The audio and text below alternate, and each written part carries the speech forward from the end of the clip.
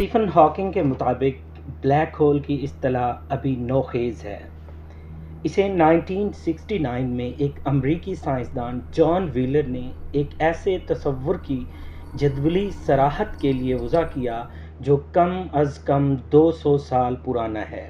اس وقت جبکہ روشنی کے بارے میں کوئی موجودہ نظریات نہیں پائے جاتے تھے، قدیم نظریات میں سے ایک نظریہ تو نیوٹن کا تھا کہ روشنی ذرات سے بنی ہے، اور دوسرے کے مطابق یہ لہروں پر مشتمل ہے۔ آج ہم اس حقیقت سے بخوبی آگاہ ہیں کہ دونوں نظریات اپنی جگہ درست ہیں۔ کوانٹم مکینکس کی لہروں اور ذرات کی ثانویت کی وجہ سے روشنی کو لہر اور ذرہ دونوں پر محمول کیا جا سکتا ہے۔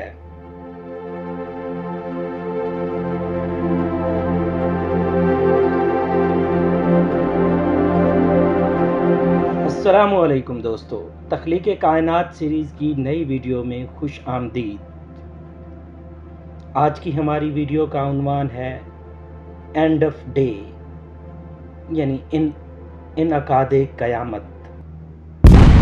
سب کچھ آج کی اس ویڈیو میں ہم آپ کے ساتھ شیئر کریں گے۔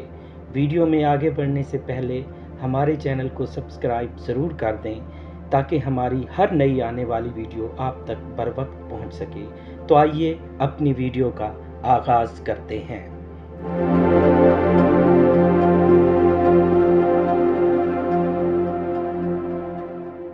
پارٹ 1، بلیک ہول تھیوری، سیاہ شگاف کا نظریہ۔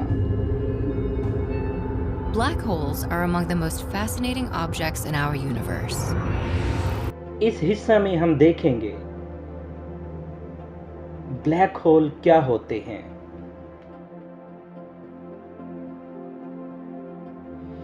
بلیک ہول کس طرح وجود میں آتے ہیں،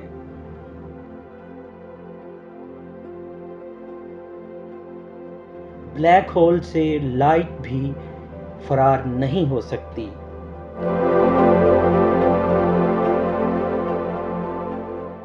بلیک ہول بیرونی نظارے سے مکمل طور پر پوشیدہ ہیں، اور زمین آخر کار سورج سے جا ٹکرائے گی۔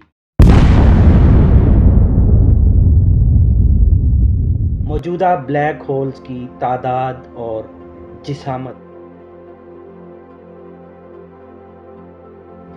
بلیک ہول ایک ناقابل دید تنگ راستہ ہے۔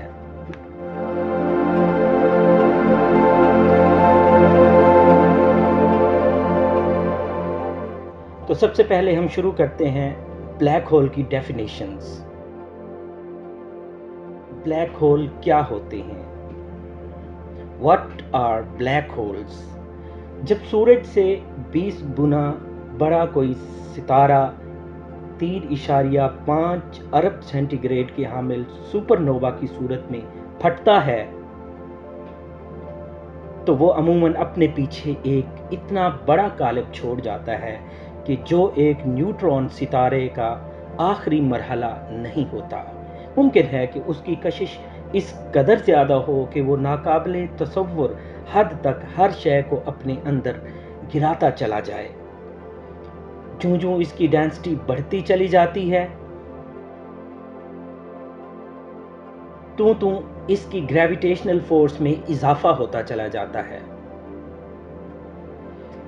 حتیٰ کہ روشنی سمیت کوئی شے بھی اس کی گریویٹیشنل فورس سے بچ نہیں پاتی۔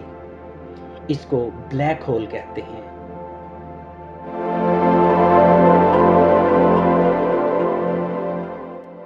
بلیک ہول کے مرکزہ میں سابقہ ستارے کا ملبہ تباہ ہو کر انفائنائٹ ڈینسٹی کا حامل ہو جاتا ہے، جبکہ اس کا والیوم 0 ہوتا ہے۔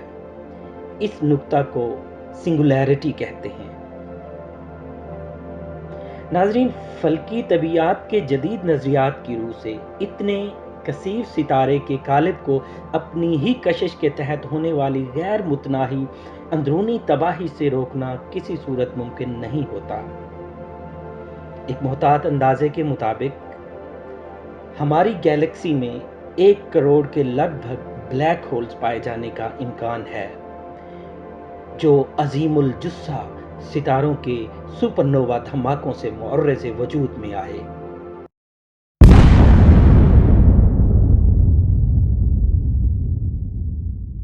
بلیک ہول کیسے بنتے ہیں؟ Creation of black holes.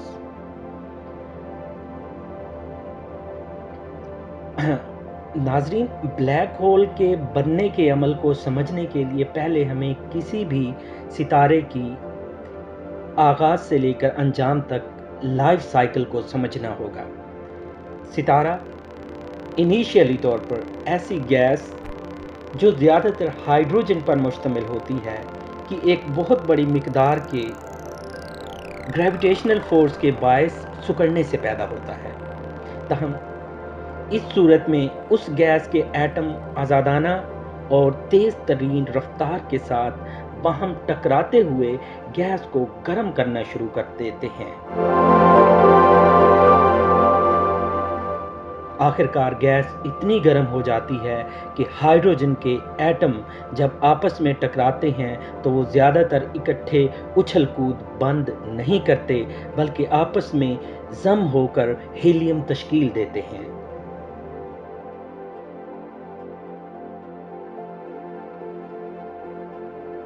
اس عمل سے ہیٹ کا اخراج ہوتا ہے، بالکل اسی طرح جیسے ایک ہائیڈروجن بم جب پھٹتا ہے اس کی بدولت ستارے چمکتے ہوئے دکھائی دیتے ہیں۔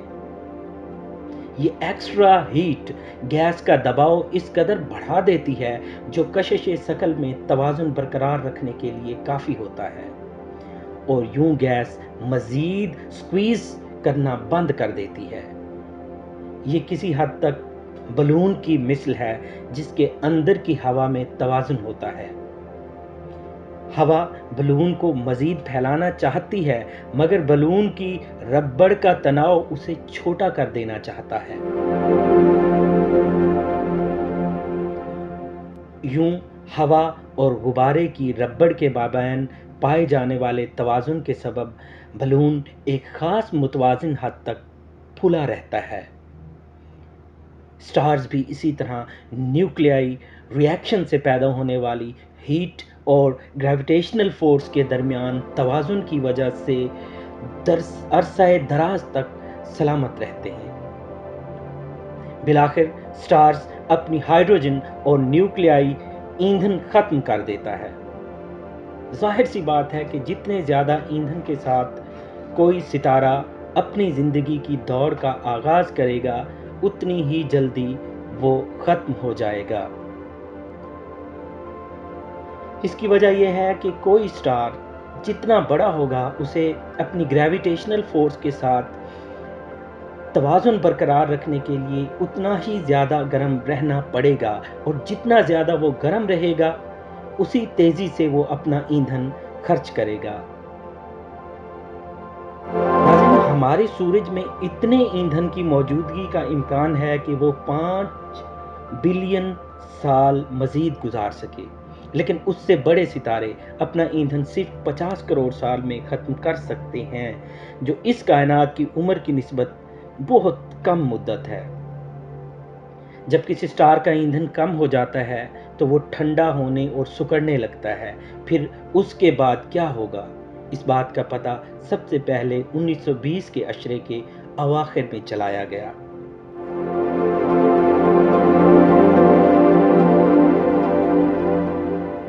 بلیک ہول بڑے بڑے ستاروں کی زندگی کے اختتام پر روشن نو تارے یعنی سپر نووا کے پھٹنے کی صورت میں رونما ہوتے ہیں۔ ایسے ستارے کا ڈینس کور دھماکے کے بعد اپنی گریویٹیشنل فورس کے باعث اندرونی انہدام کو جاری رکھتا ہے تاکہ وہ بلیک ہول کی صورت میں معدوم ہو جاتا ہے، اور پھر روشنی بھی اس سے بچ کر نہیں جا سکتی۔